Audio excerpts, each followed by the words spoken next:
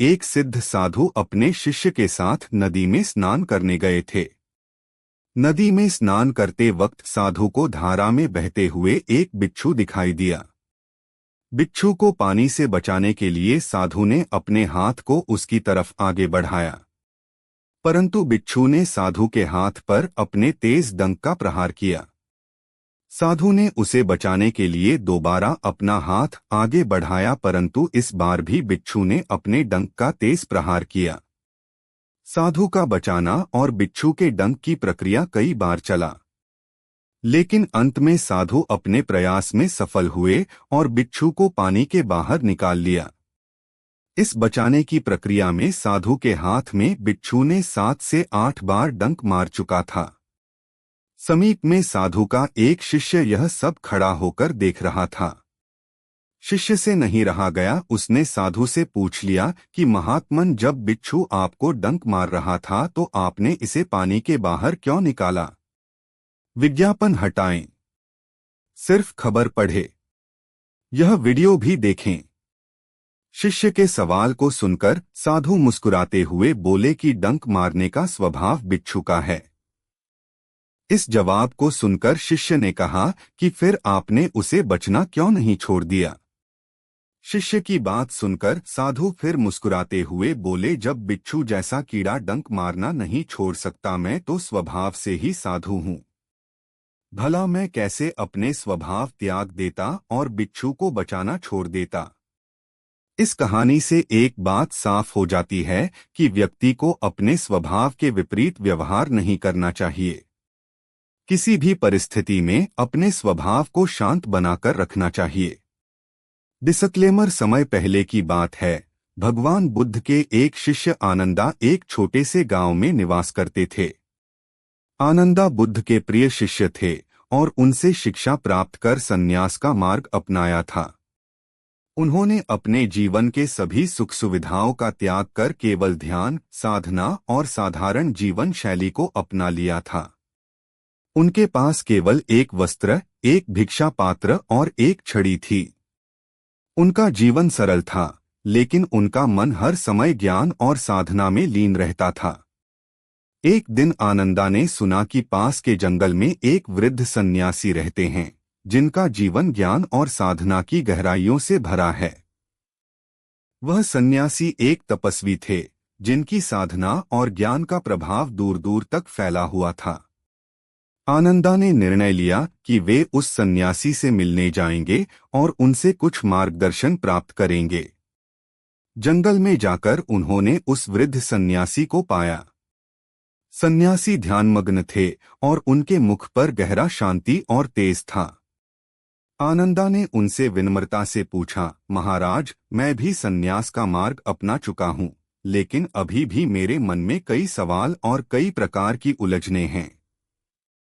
क्या आप मुझे इस मार्ग पर आगे बढ़ने का कोई मार्गदर्शन दे सकते हैं? सन्यासी ने अपनी आंखें खोलीं और आनंदा की ओर देखा। वे मुस्कुराए और बोले, वत्स, यह पथ कठिन है।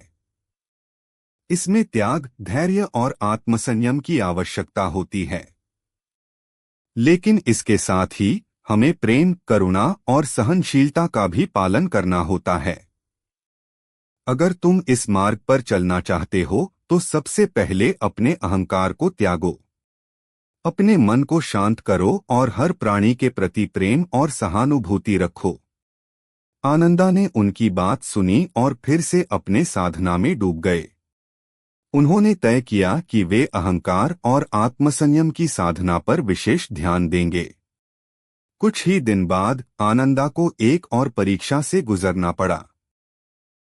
एक दिन गांव के कुछ लोग उनके पास आए और बोले, भिक्षु, हमारे गांव में एक गरीब महिला। प्यार में धोखा एक दर्द होता है, लेकिन यह जीवन का हिस्सा है। ऐसे वक्त में खुद से प्यार करना और जीवन में आगे बढ़ने की हिम्मत रखना जरूरी है। खुद को कमजोर न समझें, क्योंकि वास्तविक ताकत आत्मविश्वास में होती है। धोखा मिलने पर उदासी और निराशा से हारकर नहीं, बल्कि उससे सीख लेकर मजबूत बनना चाहिए। जीवन में हर कठिनाई एक नई शुरुआत की तरह होती है। सुबह उठकर फिर से मुस्कुराना और अपने सपनों की ओर बढ़ना चाहिए। सच्चे प्यार की तलाश में समय लगता है। धोखा मिलने पर यह याद करना चाहिए कि जो व्यक्ति खुद से प्यार करता है वही सबसे मजबूत होता है और वह कभी धोखा नहीं दे सकता। प्रेरणादायक वीडियो और भाषण ऑनलाइन मिलते हैं जो प्यार में धोखा मिलने के बाद भी जीवन में सकारात्मक सोच और आत्मबल बनाए रखने में मदद करते हैं। इनमें जीवन के नए अध्याय की शुरुआत का संदेश मिलता है। इस संदर्भ में सबसे उभरती हुई प्रेरणा यही है कि धोखा एक अनुभव है, उससे सीखकर मजबूत बनना चाहिए और हर सुबह नई उम्मीद के साथ जीना चाहिए।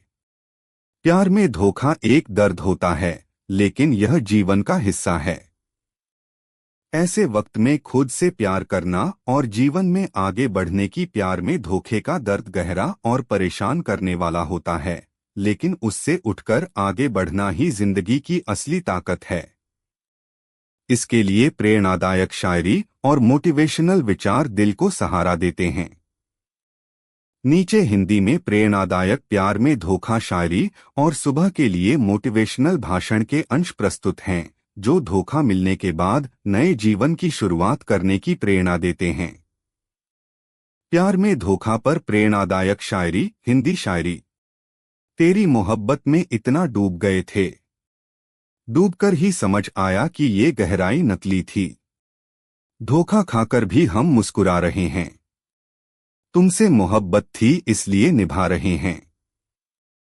जिसे हमने अपना समझा उसने ही धोखा दिया, जिस पर किया भरोसा उसने ही दिल तोड़ दिया। इश्क की नासमझी में हम अपना सब कुछ गवा बैठे, उन्हें खिलौने की जरूरत थी और हम अपना दिल थमा बैठे। धोखा तो मिलना ही था मुझे इस शहर में, इश्क जो मैंने एक बेवफा से किया था। सुबह के लिए मोटिवेशनल विचार। धोखा एक अनुभव है, उससे सीखकर और मजबूत बनकर नई शुरुआत करें। हर सुबह नए उत्साह के साथ उठें, अपने सपनों को पूरा करने की दिशा में कदम बढ़ाएं। खुद से प्यार करें और आत्मविश्वास बनाए रखें क्योंकि यही आपकी सबसे बड़ी ताकत है। उदासी से हार न मानें, जीवन में हर कठिनाई एक अवसर है अपने आप को पहचानने का। विश्वास रखें कि सच्चा प्यार एक दिन जरूर मिलेगा, तब तक खुद को मजबूत बनाते रहें। विस्तारित मोटिवेशनल भाषण अंश। संक्षिप्त। प्यार में धोखा एक गहरा घाव है, लेकिन यह आपकी कहानी का अंत नहीं बल्कि एक नया अध्याय शुरू करने का मौका है। इससे खुद को कमजोर न समझें बल्कि अपनी आत्मा को और भी अधिक मजबूत बनाएं। हर सुबह एक नई उम्मीद लेकर आती है और जब आप नए सिरे से उठते हैं तो दुनिया में आपकी एक नई पकड़ होती है। अपनी गलती से सीखिए पर उसे अपने दिल को चोट पहुंचाने न देने दीजिए। जो इंसान खुद से सच्चा प्यार करता है वह कभी हार नहीं मानता और हमेशा अपने सपनों को पूरा करता है। इसलिए उठिए, मुस्कुराइए और अपने जीवन की नई शुरुआत करें।